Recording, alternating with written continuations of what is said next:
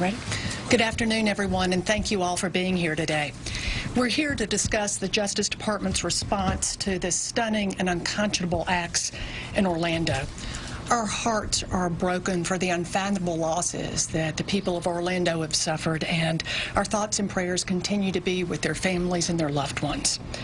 As Attorney General Lynch said yesterday, the full resources of the Department of Justice, which includes the FBI and ATF, the National Security Division at Main Justice, as well as the U.S. Attorney's Office in the Middle District of Georgia, are all supporting the ongoing investigation. Our agents and investigators have been on the ground since the very beginning and have been working around the clock since yesterday, and they'll continue to do so in the days ahead. I want to thank our law enforcement colleagues in Florida for their tireless and extraordinary work so far and their dedication to the ongoing investigation.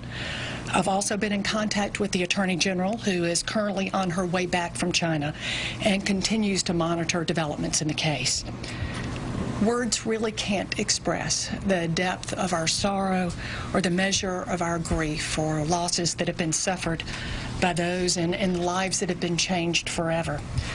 What happened in Orlando yesterday was a horrifying act of evil and terror.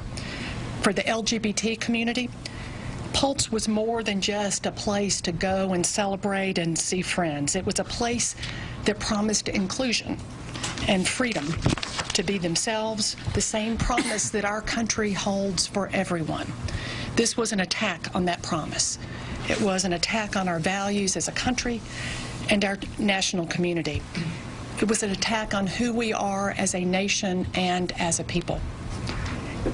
And our country as a whole stands united in response to this cowardly and despicable act. And so with this, I'll turn things over to Director Comey, who will provide some additional details on where we are in the investigation right now. Thank you, Sally. I want to echo what the Deputy Attorney General said just now. Our hearts are broken and ache for the people who were lost in Orlando, those wounded and their families.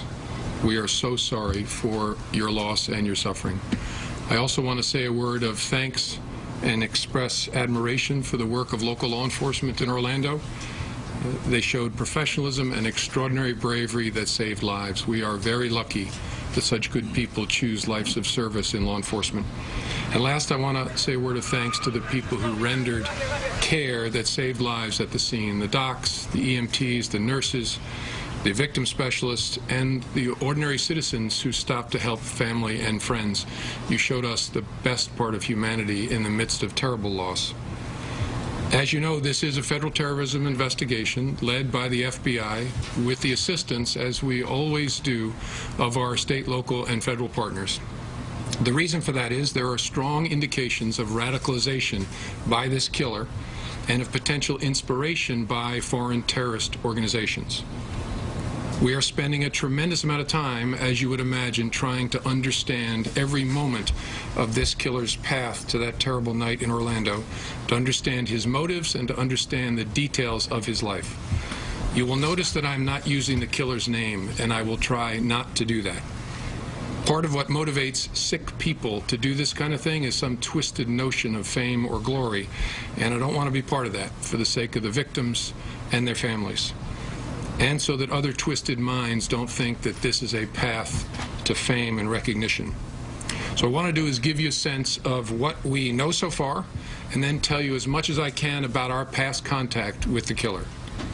We are going through the killer's life, as I said, especially his electronics, to understand as much as we can about his path and whether there was anyone else involved, either in directing him or in assisting him. So far, we see no indication that this was a plot directed from outside the United States, and we see no indication that he was part of any kind of network. It is also not entirely clear at this point just what terrorist group he aspired to support, although he made clear his affinity at the time of the attack for ISIL and generally leading up to the attack for radical Islamist groups. He made 911 calls from the club during the attack at about 2:30 in the morning, Sunday morning. And there were 3 different calls. He called and he hung up. He called again and spoke briefly with the dispatcher, and then he hung up. And then the dispatcher called him back again, and they spoke briefly. So there were 3 total calls. During the calls, he said he was doing this for the leader of ISIL, who he named and pledged loyalty to. But he also appeared to claim solidarity with the perpetrators of the Boston Marathon bombing and solidarity with a Florida man who died as a suicide bomber in Syria for al-Nusra Front, a group in conflict with the so-called Islamic State. The bombers at the Boston Marathon and the suicide bomber from Florida were not inspired by ISIL, which adds a little bit to the confusion about his motives. And of course, we're working to understand what role anti-gay bigotry may have played in motivating this attack, an attack that occurred during the very month when we recognize and celebrate our LGBT brothers and sisters. Again, it's early. We're working hard to understand the killer and his motives and his sources of inspiration. But we are highly confident that this killer was radicalized, and at least in some part through the internet. So that's what we've been doing. Now let me tell you what I can about the FBI's prior contact with the killer. We first became aware of him in May of 2013. He was working as a contract security guard at a local courthouse, and he made some statements that were inflammatory and contradictory that concerned his coworkers about terrorism. First, he claimed family connections to al-Qaeda.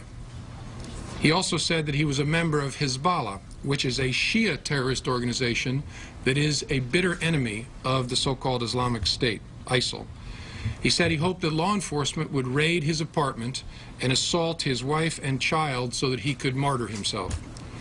When this was reported to us, the FBI's Miami office opened a preliminary investigation. And over the next 10 months, we attempted to determine whether he was possibly a terrorist, something we do in hundreds and hundreds of cases all across the country. Our investigation involved introducing confidential sources to him, recording conversations with him, following him, reviewing transactional records from his communications, and searching all government holdings for any possible connections, any possible derogatory information. We then interviewed him twice.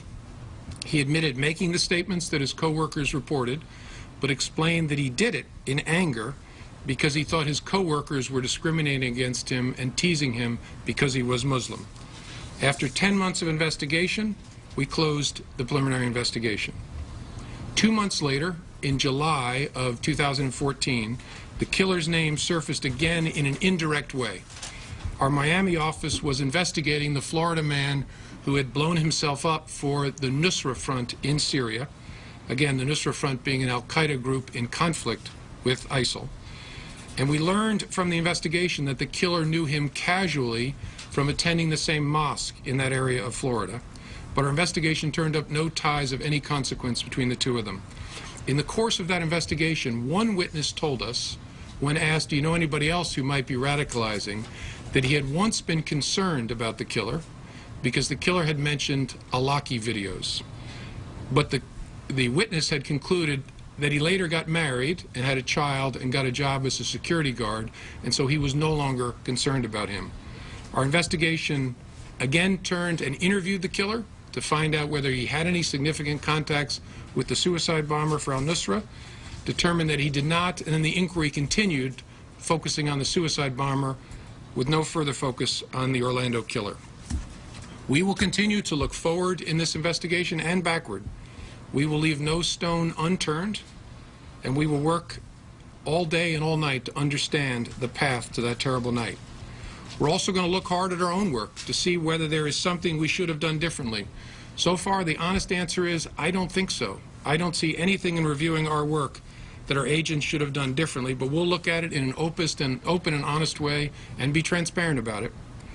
Our work is very challenging. We are looking for needles in a nationwide haystack, but we're also called upon to figure out which pieces of hay might someday become needles.